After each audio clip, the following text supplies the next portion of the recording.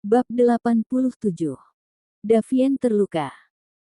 Anak buah Roy mengambil alih untuk menodorkan senjata pada Tuan Diwan dan Rina sebagai sebuah ancaman. Vera yang melihat itu pun tidak mampu berucap lagi. Seluruh badannya terasa lemah, pistol di tangannya jatuh seketika. "Apa maumu?"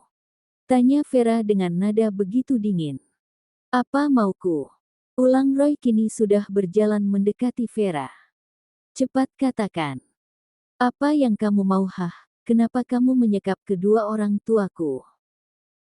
bentak Vera yang sudah tidak memikirkan jika saat ini dia sedang bicara dengan pamannya.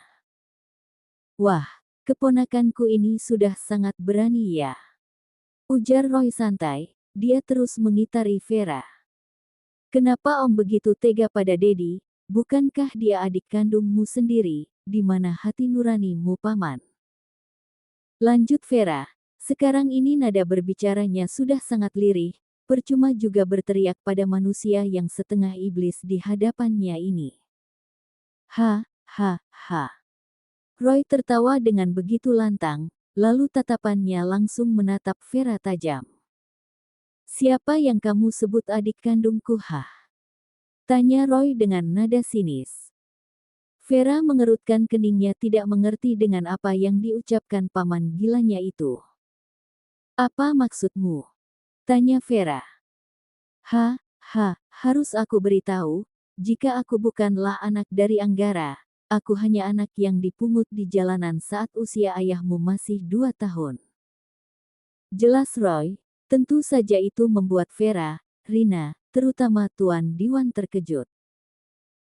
"Aku anak yang mendapatkan kemalangan, tapi karena kebaikan Anggara, dia membawaku ke rumahnya, dan istrinya yang baik itu menerima kedatanganku dengan lapang dada. Mereka menyayangiku sebagaimana menyayangi Ryan. Oh Mama, Papa kalian sangat baik, aku bahkan ingin meneteskan air mataku," lanjut Roy dengan drama sedihnya itu. Vera merasa bingung dengan apa yang dipikirkan pamannya itu. "Kalau nenek Sam kakek begitu menyayangi Om, kenapa Om jahat pada keluargaku?" tanya Vera lagi. Roy kembali menatap Vera, sorot matanya kembali tajam. Karena pria tua itu tidak adil membagikan hartanya, dia melebihkan kepada Ray, dan juga menikahkan wanita yang saya cintai dengan anak kandungnya, Ray. Tukas Roy. "Itu wajar, karena Om anak angkat. Bersyukur kakek memberikan sebuah perusahaan untuk Om, dan soal Mama. Dedi dan juga Mama jauh lebih dulu menjalin hubungan sebelum Om datang di tengah-tengah mereka." Plak. Satu tamparan mendarat di pipi Vera, hingga membuat menantu keluarga Wilmar ini terhempas ke lantai.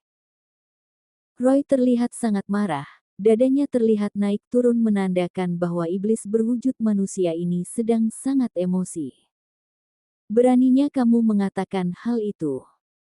Roy langsung menarik tangan Vera dan menyodorkan berkas yang kemarin sempat diberikan kepada adiknya itu. "Cepat tanda tangani berkas ini, atau kedua orang tuamu benar-benar akan mati," ancam Roy dengan menyodorkan berkas dan juga pulpen pada Vera yang masih di lantai. Vera gemetaran, dia melihat ke arah Mama dan Dedinya yang menggeleng. Dia masih ragu, bukan karena sayang sama harta, tapi karena menyangkut dengan amanah kakek. Dor. Satu peluru Roy lepaskan ke atas untuk memperingati Vera. "Cepat tanda tangan, atau anak peluru ini akan menembus kepala kedua orang tuamu," ucap Roy lagi-lagi mengancam Vera. Dengan tangan gemetar Vera memegang pulpen dan mengarahkan pada berkas di hadapannya itu. Vera melihat ke arah pintu, berharap suaminya akan segera sampai.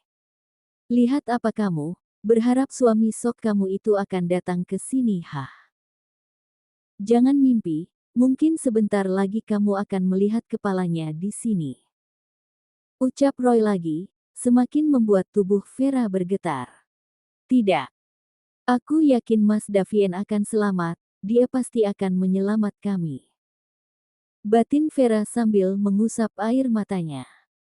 Dengan air mata yang terus mengalir, "Maafkan Kyake," ucap Vera terisak saat menandatangani berkas tersebut. Roy tersenyum puas saat apa yang dia impikan akhirnya menjadi kenyataan. Ha, ha, ha. Akhirnya aku akan menjadi orang kaya. Teriak Roy dengan sangat bahagia. Namun, raut wajahnya berubah. Seringai licik jelas terlihat di wajah yang sudah keriput itu. Roy mengangkat pistol yang ada di tangannya dan mengarahkan kepada Rina dan Tuan Diwan. "Karena saya sudah mendapatkan apa yang saya inginkan, maka kalian sudah seharusnya mendapatkan kematian sekarang juga. Sudah cukup kalian bersenang-senang selama ini." Tukas Roy dengan senyuman licik terhias di bibirnya. Vera dan kedua orang tuanya tercengang mendengar ucapan Roy, tidak menyangka jika lelaki itu begitu licik. "Tapi, mana dulu yang harus saya bunuh ya?" "Oh ya, saya akan lebih dulu membunuhmu, Rina. Agar suamimu tahu bagaimana rasanya jika ditinggalkan oleh orang yang sangat dia cintai." Roy langsung mengarahkan pistolnya kepada Rina. Vera dengan begitu cepat bangun, "Dasar manusia licik," umpat Vera. Saat Roy menarik pelatuknya, Vera langsung menendang tangan Roy, hingga pistol itu terjatuh ke lantai. "Kurang ajar." Plak. Roy melayangkan kembali tamparan kepada keponakannya itu. Vera yang tidak siap langsung berputar, dan menabrak dada bidang seseorang. Bruk. Vera terjatuh dalam dada hangat yang menjadi tempat ternyamannya. Meski merasakan pusing, Vera tersenyum saat menatap wajah di hadapannya adalah wajah yang sangat dia cintai. Vera mengangkat tangannya dan menyentuh luka di dahi sang suami. Sayang, kamu datang juga," ucap Vera dengan suara tertahan. Sedangkan Davien yang melihat keadaan Vera, hatinya langsung ikut teriris. Suami mana yang sanggup melihat keadaan sang istri dengan keadaan sangat menyedihkan, wajah lembam, sudut bibir mengeluarkan darah, sungguh pemandangan yang mencekik untuk dirinya. Davien mengusap darah dari bibir Vera. "Maafkan aku sayang, aku terlambat," ucap Davien. Dia merasa menyesal. Vera hanya menggeleng, "Selamatkan Mama dan Dedi," jawab Vera. Davien langsung menatap Roy dengan tatapan membunuh. Roy yang melihat itu pun seakan sudah mati berdiri. Semuanya begitu terkejut saat melihat Davien beserta pasukannya datang dan mengepung mereka. Roy tidak mengerti, kemana anak buahnya yang berjaga di luar, terlebih kelompok mafia yang dia sewakan untuk menghabisi Davien. Dor. Dor. Irfan langsung menembak dua anak buah Roy yang sedang mengarahkan senjata kepada orang tua Vera. Karena kedatangan Davien dan anggotanya begitu tiba-tiba hingga membuat mereka semua gagal fokus. Davien melepaskan Vera, dia pun terus berjalan mendekati Roy yang berjalan mundur. Roy merasa hawa dingin menyeruak kepadanya, melihat tatapan tajam Davien, yang seolah telah memenggal kepalanya. Semua anak buah mereka sudah mulai menembak dan saling memukul. Davien terus berjalan mendekati Roy. Roy meraba senjatanya. Saat menemukannya pun dia langsung mengarahkan pada Davien. Tangannya begitu gemetar.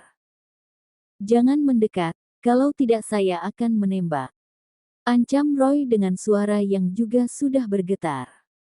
Dia melihat Rina dan Diwan sudah dibawa keluar oleh Vera dan juga Vero dari ruangan tersebut. Dengan sikap dingin, macan Asia ini terus melangkah, bahkan dia tidak getir sama sekali saat senjata tepat di hadapannya. Dor. Satu peluru tepat mengenai dada Davien, tapi dia masih terus berjalan. Jangan lupa Davien menggunakan baju anti peluru yang dipakaikan oleh sang istri. Roy semakin gemetar, dia semakin ketakutan melihat singa yang tampak kelaparan di hadapannya ini. Dor. Satu tembakan lagi meleset, tapi malah mengenai lengan berotot Davien. Suami dari Vera melihat pada lengannya yang terluka. Namun, lelaki dikenal kejam ini hanya tersenyum. rasa sakit di lengannya tidak seberapa saat melihat keadaan sang istri yang sangat memprihatinkan. Davien tepat berada di depan Roy. Ayah dari bayi kembar ini langsung mencekik leher Roy, membuat senjata di tangan Roy terjatuh. "Beraninya kamu melukai istriku," ujar Davien dengan nada dingin menahan amarah. Tanpa pikir suami dari Vera ini langsung memukul Roy. "Buk, ini untuk penculikan kedua mertuaku," ucap Davien memberi tinjuan untuk Roy. "Buk, ini karena kau telah menyakiti mereka." Lagi-lagi Davien memberikan bogem mentah untuk Roy. "Buk, ini karena telah membuat istriku khawatir dan menangis." Davien sepertinya sudah tidak merasa kelelahan lagi, dia terus menghajar Roy sampai terkulai lemah di lantai. "Buk, buk, buk. Ini karena kamu telah menyakiti istriku." Davien mengangkat wajah Roy yang sudah tidak berbentuk lagi. "Berani sekali kamu mengganggu keluargaku, apa kamu belum pernah mendengar caraku menghukum orang yang mencari masalah denganku?"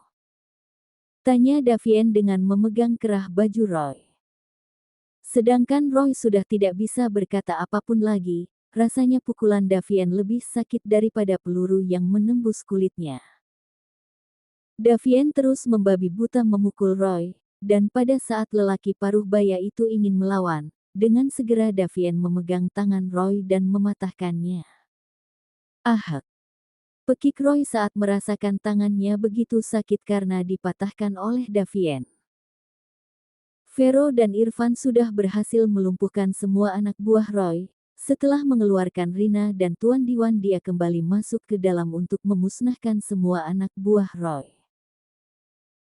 Salah satu kepercayaan Roy yang melihat tuannya sedang dipukuli dengan cara membabi buta langsung mengarahkan pistol di kepala Davien yang sedang duduk di atas Roy dan memukul manusia iblis itu. Dor! Pistol di tangan anak buah Roy terjatuh bersamaan dengannya yang juga ikut terkulai. Vero dan Irfan langsung melihat orang yang menembak anak buah Roy yang berada dari pintu masuk. "Vera!" panggil Vero. Davien yang mendengar nama istrinya dipanggil langsung membalikkan badannya. "Cepat bawa dia, aku tidak ingin dianggap pembunuh," teriak Vera dengan begitu lantang. Beruntung Vera hanya menembak tepat di bahu anak buah Roy, jadi kemungkinan besar masih bisa diselamatkan. Davien melepaskan Roy yang sudah tidak dikenal lagi bentuk wajahnya. Vera langsung berhamburan masuk ke dalam pelukan sang suami, dan dengan senang hati Davien menerimanya.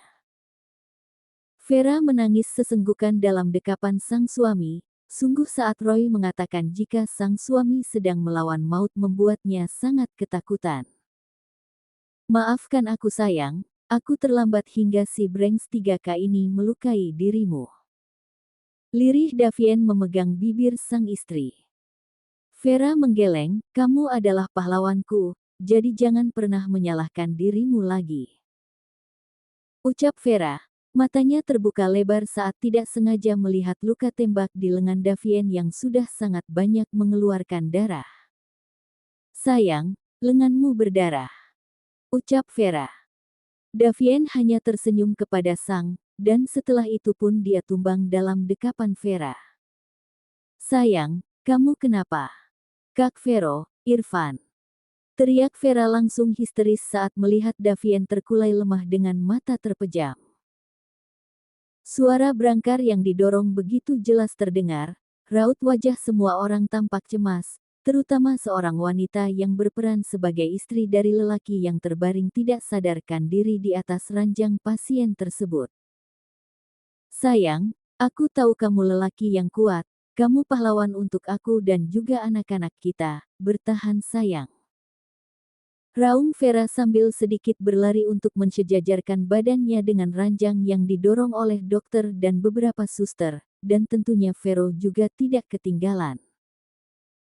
Saat melihat lengan Davien yang begitu banyak mengeluarkan darah dari peluru yang menembus kulit tangannya, Vero langsung menghubungi Dr. Henry untuk menyiapkan semua keperluan, karena Davien akan dibawa ke rumah sakit. Sampai di depan ruangan operasi, Vera tidak diizinkan masuk oleh Dr. Henry. "Maaf Nona, Anda sebaiknya tunggu di sini saja." Tahan Dr. Henry pada istri tuannya itu. "Tapi suamiku membutuhkan aku Dok," ucap Vera masih tetap keke ingin masuk. "Maaf Nona, Anda hanya bisa menunggu di luar." Dr. Henry langsung membawa Davien masuk lalu menutup pintu ruangan itu. Vera terduduk lemah di lantai, air matanya sedari tadi terus menetes, meski dia berusaha tegar, tapi seolah air matanya itu terus memaksa untuk keluar.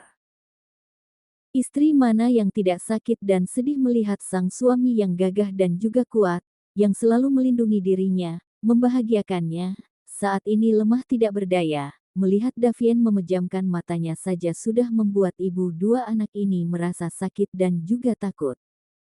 "Ya Allah, selamatkanlah suami hamba, sayang. Aku yakin kamu pasti kuat." Batin Vera terus memanjatkan doa. Rina dan Tuan Diwan juga sudah mendapatkan penanganan, tadi setelah Vera mengeluarkan mereka dari dalam tempat penyekapan keduanya. Sudah ada Franz di sana, dan langsung saja Vera menyuruh kakaknya itu untuk mengantar kedua orang tuanya ke rumah sakit. Dan saat ini mereka telah dinyatakan baik-baik saja, hanya perlu istirahat. Vero tidak bisa berbuat apa-apa saat melihat Vera terduduk lemah di atas lantai depan ruangan Davien. Dia merasa kesal dengan dirinya sendiri, karena merasa gagal melindungi sahabat yang sudah dianggap saudaranya itu. Buk! Vero meninju dinding ruangan di hadapannya, lalu dijatuhkannya kepala di atas tangan yang bertumpu pada dinding tersebut. "Maafkan aku Vien, aku tidak berguna," ucap Vero dengan begitu lirih, air matanya pun sudah tidak dapat dia larang untuk tidak keluar. Tuan Andre, Nyonya Andin, Franz dan Intan pun tiba. Mereka juga sangat sedih melihat keadaan Vera dan juga Vero yang terlihat sangat tertekan. Nyonya Andin langsung mendekati sang menantu, sedangkan Intan memeluk sang suami. "Nak, ayo bangun, jangan seperti ini," ucap Nyonya Andin. Terlihat air mata juga sudah membasahi pipi wanita paruh baya ini. "Mom. Mas Davien Mom, dia pasti selamatkan," ucap Vera. Tatapannya menatap lurus ke depan dengan air mata terus keluar. "Pasti sayang, Momi yakin. Dia anak yang kuat," jawab Nyonya Andin berusaha menenangkan Vera, padahal dirinya sendiri sudah sangat khawatir tentang anak semata wayangnya itu. "Kak," panggil Intan kepada suaminya yang masih memunggungi dirinya. Vero berbalik, langsung saja dia memeluk tubuh hangat sang istri, diletakkan kepalanya di pundak Intan. "Aku gagal melindungi Davien sayang," lirih Vero di pundak sang istri. Intan menggeleng, di raupnya wajah Vero yang terlihat beberapa luka kecil. "Kamu sudah berusaha sayang, jangan salahkan diri kamu," ucap Intan memberikan semangat untuk ayah dari anak yang sedang dia kandung saat ini. Vero mencium kepala Intan, lalu asisten Davien ini berjalan kepada Tuan Andre yang sudah duduk di bangku tunggu di depan ruangan. Vero menjatuhkan dirinya tepat di hadapan dedinya itu. "Maafkan Vero Dad. Vero telah gagal melindungi Davien." Selalu saja itu yang keluar dari mulut-mulutnya. Tuan Andre menggeleng, kemudian dia langsung memeluk anak keduanya itu. "Kamu tidak salah nak, yang terpenting kamu juga selamat, kita hanya perlu berdoa supaya Davien juga selamat," jawab Tuan Andre. Tak berapa lama pintu ruangan operasi kembali dibuka, terlihatlah Dr. Henry yang berdiri di ambang pintu. Vera langsung bangkit dan berdiri di depan Dr. Henry. "Bagaimana keadaan suami saya?" tanya Vera tanpa sabar. "Peluru yang ada dalam lengan tuan muda sudah kami keluarkan." Tapi, Dr. Henry menghentikan ucapannya. Dokter muda ini tampak ragu mengatakannya. "Tapi apa dok?" tanya Vera lagi. "Tapi tuan kehilangan banyak darah, dan darah yang sama dengan Tuan Davien di sini hanya tersisa 1, sedangkan kami membutuhkan 2 kantong darah lagi. Jelas Dr. Henry membuat Vera membekap mulut dengan kedua tangannya. Darahku tidak sama dengan Mas Davien. Lirih Vera. Sungguh Vera merasa menjadi seorang istri yang tidak berguna. Kalut dengan pemikirannya, dengan badannya yang sudah sangat lemah karena harus menghajar anak buah Roy, membuat ibu dari 2 anak ini lunglai dan tak sadarkan diri. Kalian tahu jika Vera baru saja melahirkan, tapi dia harus mengeluarkan semua tenaganya untuk bisa menyelamatkan kedua orang tuanya. Vera, nak. Kamu kenapa sayang? Nyonya Andin langsung panik saat sang menantu tumbang dalam pelukannya. Franz yang melihatnya pun tidak tinggal diam, langsung dia mengangkat adik kesayangannya itu dan membawa ke ruangan untuk diperiksa oleh dokter. Kakak dari Vera ini terlihat sangat mengkhawatirkan adik satu-satunya itu. Lalu bagaimana dengan Tuan Davien, apa ada darah yang cocok dengannya? Tanya Dr. Henry. Ambil darahku saja.